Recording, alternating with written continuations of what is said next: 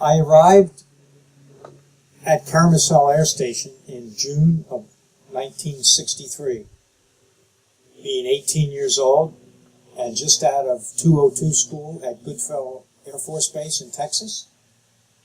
When I arrived on base, I was kind of awestruck at everything that was going on, being at such a young age. I went and checked into base and cleared through all the different departments and was told to go to Charlie Flight Barracks, and I went there and set up my all my things in the room and got initiated into the Charlie Flight family.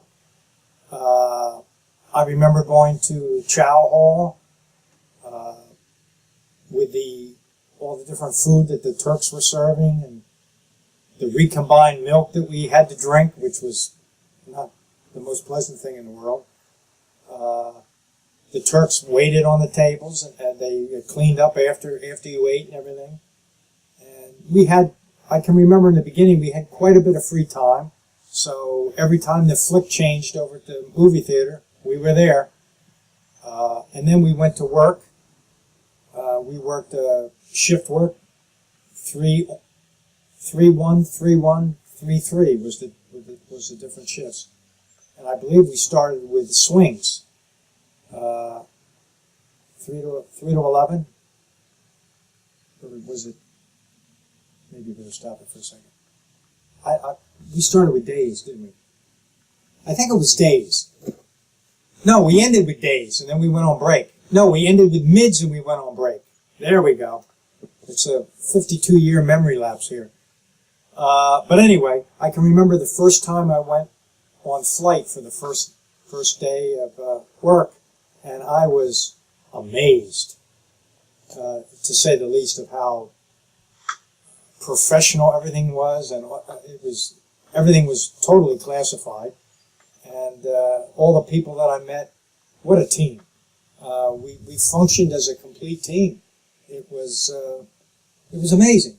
It was really amazing at such a young age to be able to experience something like this. And the work was important. It was very important. And you became sort of part of this camaraderie that everybody had. And you felt like you were involved in something so much bigger than yourself. It was amazing. But I got into the routine and the work schedule and everything, and when we got off our last midnight, it was kind of party time. After working the 9 different days or shifts of the different types of shifts and everything.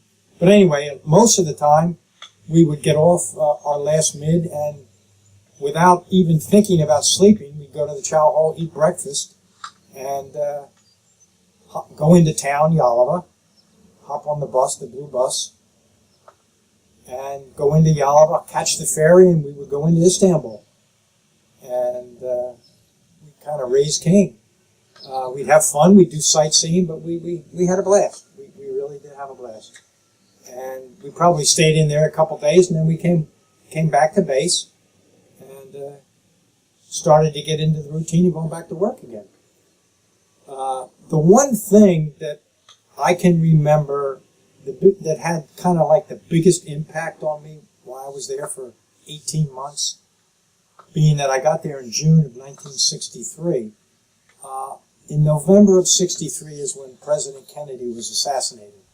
And that's the one thing that kind of sticks in my mind from that whole 18-month tour of duty in Turkey. I can remember the 30-day mourning period that we had on the base, and it had a profound effect on me, as it did everybody else. And at work, it was chaos almost, because all the stuff going on behind the scenes and everything was kind of traumatic. But we were all professional, and like I said before, everybody worked as a team, and it was really interesting to see how everything worked. Everybody interacted with what was going on, and we had fun doing it. We had fun doing it.